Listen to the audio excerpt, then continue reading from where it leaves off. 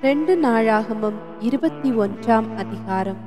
யோசபாத் தன் பிதாக்களோடு நித்திரை அடைந்து தாவீதின் நகரத்தில் தன் பிதாக்கள் அண்டையிலே அடக்கம் பண்ணப்பட்டான். அவன் ஸ்தானத்திலே அவன் குமாரனாகிய யோராம் ராஜாவானான். அவனுக்கு யோசபாத்தின் குமாரராகிய அசரியா, ஏகியேல், சகரியா, அசரியா, மிகாவேல், செப்பதியா என்னும் சகோதரர் இருந்தார்கள். இவர்கள் எல்லாரும் இஸ்ரவேலின் ராஜாவாகிய யோசபாத்தின் குமாரர். அவர்களுடைய தகப்பன் வெள்ளியும் பொன்னும் உச்சிதங்களுமான அநேக நன்கொடைகளையும் யூதாவிலே அரணான பட்டணங்களையும் அவர்களுக்கு கொடுத்தான். யோராம் ஜேஷ்டபுத்திரனானபடியினால் அவனுக்கு ராஜ்யத்தை கொடுத்தான். யோராம் தன் தகப்பனுடைய ராஜ்ய பாரத்திற்கு வந்து தன்னை பலப்படுத்தி கொண்ட பின்பு அவன் தன்னுடைய சகோதரர் எல்லாரையும் இஸ்ரவேலின் பிரபுக்களில் சிலரையும் பட்டயத்தால் கொன்று போட்டான். யோராம் ராஜாவாகிற போது 32 வயதாயிருந்து 8 வருஷம் எருசலேமில் அரசாண்டான். அவன் இஸ்ரவேல் ராஜாக்களின் வழியிலே நடந்து ஆகாபின் வீட்டார் செய்தது போல செய்தான். ஆகாபின் குமாரத்தி அவனுக்கு மனைவியாய் இருந்தாள். அவன் கர்த்தரின் பார்வைக்கு பொல்லாப்பானதை செய்தான். கர்த்தர் தாவீதுக்கும் அவன் குமாரருக்கும் என்றென்றைக்கும் ஒரு விளக்கை கட்டளையிடுவேன் என்று சொல்லி அவனோட பண்ணின உடன்படிக்கை நிமித்தம் தாவீதின் வம்சத்தை அழிக்க சித்தமில்லாதிருந்தார்.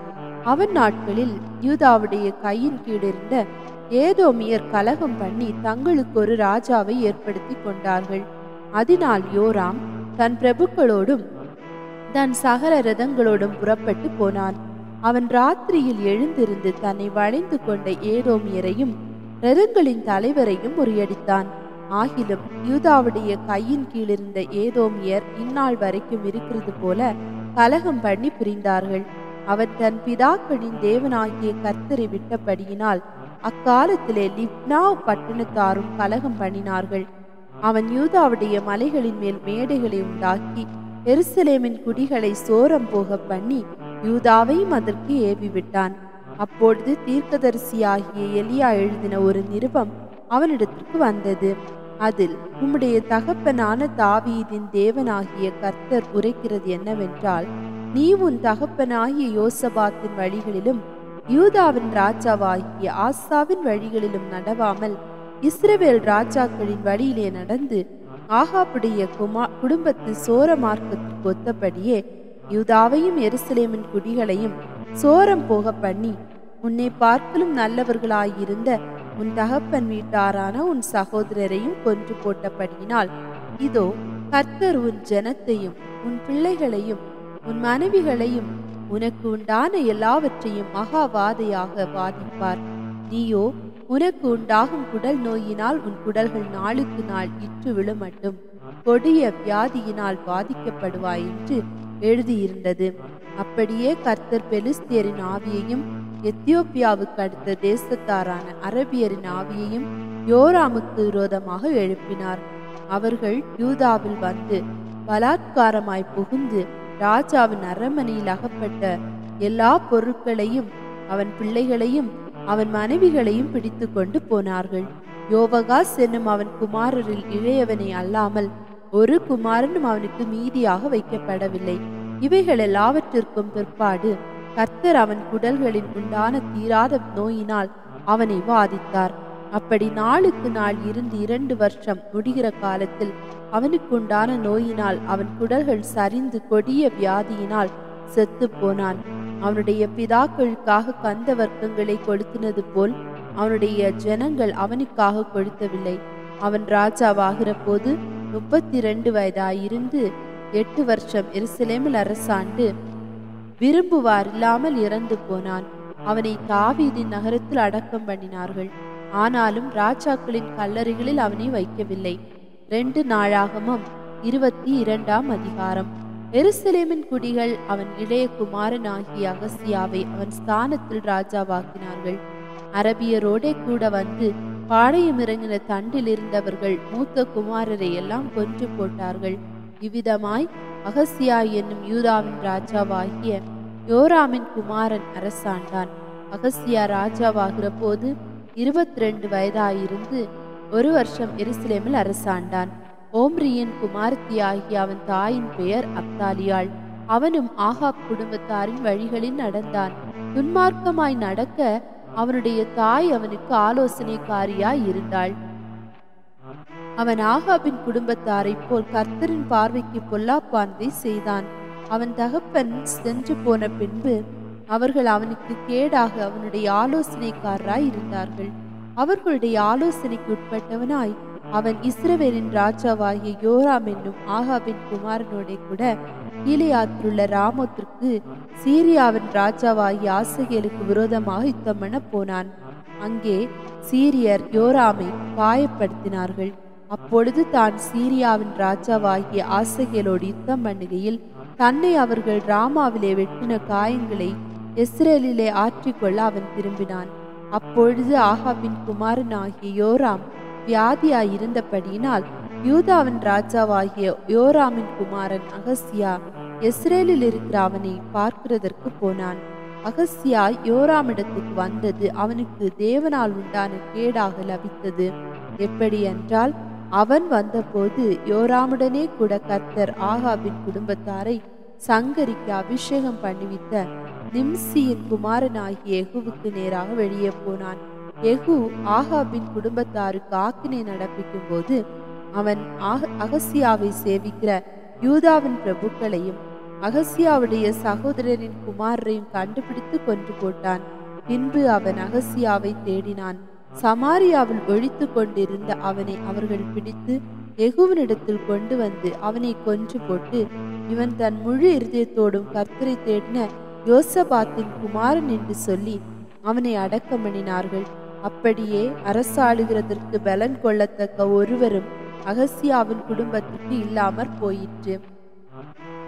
அகசியாவின் தாயாகிய அத்தாலியாள் தன் குமாரன் இறந்து போனதை கண்டபோது அவள் எழும்பி யூத குடும்பத்திலுள்ள ராஜவம்சமான யாவரையும் சங்காரம் பண்ணினாள். ராஜாவின் குமாரத்தியாகிய யோசேபியாத் கொன்று போடப்படுகிற ராஜகுமாரருக்குள் இருக்கிற அகசியாவின் ஆண் பிள்ளையாகிய யோவாசை களவாய் எடுத்து அவனையும் அவன் தாதியையும் சயன வீட்டிலே வைத்தாள். அப்படியே அத்தாலியால் அவனை கொன்று போடாதபடிக்கு ராஜாவாகிய யோராமின் குமாரத்தியும் ஆசாரியனாகிய யோயிதாவின் பெண் சாதியும் ஆகிய யோசேபியாத் அவனை ஒழித்து வைத்தாள். அவள் அகஸ்தியாவின் சகோதரியாய் இருந்தாள். இவர்களோடு அவன் 6 வருஷமாய் கர்த்தருடைய ஆலயத்திலே ஒழித்து வைக்கப்பட்டிருந்தான். அத்தாலியால் தேசத்தின் மேல் ராஜ்யபாரம் பண்ணினாள். 2 நாளாகமம் 23ஆம் அதிகாரம். 7ஆம் வருஷத்திலே யோய்தாத்திடன் கொண்டு 100 பேருக்கு அதிபதிகளாகிய எரோகாமின் குமாரன் அசரியாவையும் யோகனானின் குமாரன் இஸ்மவேலையும் ஓபேத்தின் குமாரன் அசரியாவையும் ஆதாயாவின் குமாரன் மாசேயாவையும் சிக்ரியின் குமாரன் எலிஷாபாத்தையும் தன் உடன்படிக்கைக்கு உட்படுத்தினான். அவர்கள் யூதாவிலே சுற்றி திரிந்து யூதாவின் பட்டணங்களில் எல்லாம் இருக்கிற லேவியரையும் இஸ்ரவேலுடைய பிதாக்களின் வம்ச தலைவரையும் கூட்டிக் கொண்டு எருசலேமுக்கு வந்தார்கள்.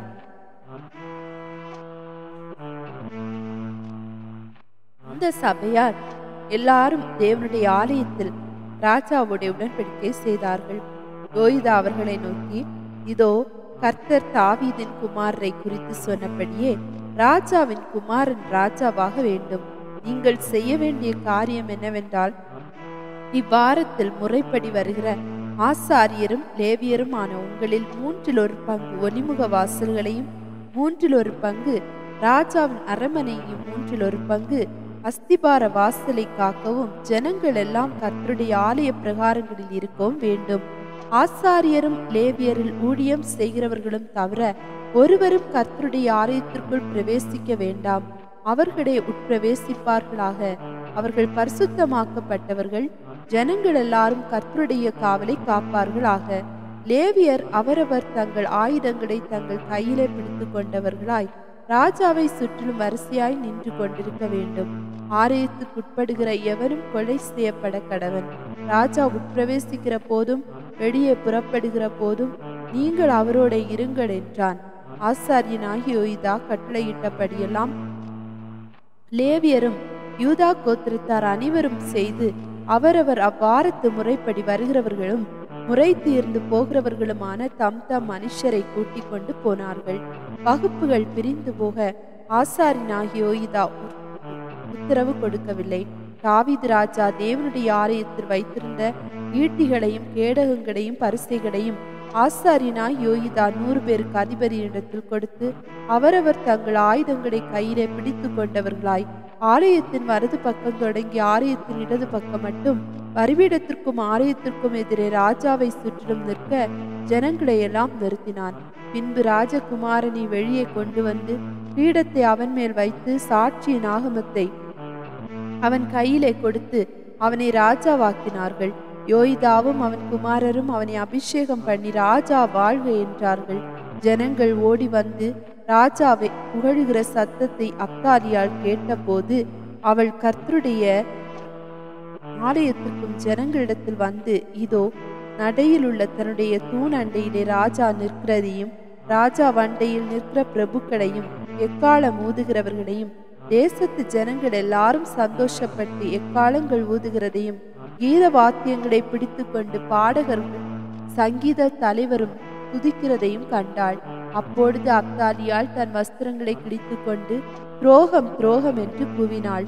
ஆசாரியனாகிய யோய்தா இராணுவ தலைவராகிய 100 பேருக்கு அதிபதிகளானவர்களை வெளியே அழைத்து அவர்களை நோக்கி, இவளை வரிசைக்கு புறம்பே கொண்டு போங்கள், இவளை பின்பற்றுகிறவனை பட்டயத்தால் வெட்டி போடுங்கள் என்றான்.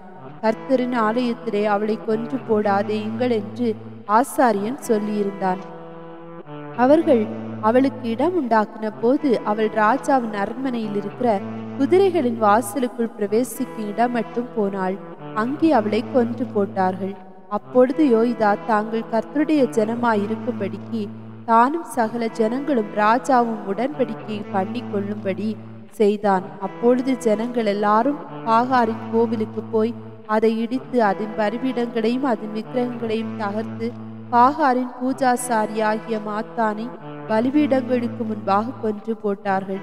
தாவீது கட்டளையிட்ட பிரகாரம் சந்தோஷத்தோடும் சங்கீதத்தோடும் கர்த்தரின் சர்வாங்க தகன வரிகளை மோசே நியாயப்பிரமாணத்தில் எழுதியிருக்கிறபடியே செலுத்தத்தக்கதாக யோய்தா கர்த்தருடைய ஆலயத்தை விசாரிக்கும் உத்தியோகங்களை தாவீது கர்த்தருடைய ஆலயத்துக்கென்று பகுத்து வைத்த லேவியரான ஆசாரியர்களின் கையில் ஒப்புவித்து, யாதொரு காரியத்தினால் தீட்டுப்பட்டவன் கர்த்தருடைய ஆலயத்துக்குள் பிரவேசியாதபடிக்கு அதன் வாசல்களுக்கு காவலாளரை நிறுத்தினான். 100 பேருக்கு அதிபதிகளையும் பெரியவர்களையும் ஜனத்தை ஆளுகிறவர்களையும் தேசத்து சமஸ்த ஜனங்களையும் கூட்டிக் கொண்டு ராஜாவை கர்த்தருடைய ஆலயத்திலிருந்து இறங்க பண்ணி உயர்த்த வாசல் வழியாய் ராஜா அரண்மனைக்குள் அழைத்து வந்து அரசாடும் சிங்காசனத்தின் மேல் ராஜாவை உட்கார பண்ணினார்கள். தேசத்து ஜனங்கள் எல்லாரும் மகிழ்ந்தார்கள். அத்தாலியாளை பட்டயத்தால் கொன்ற பின்பு நகரம் அமெரிக்கே ஆயிற்று.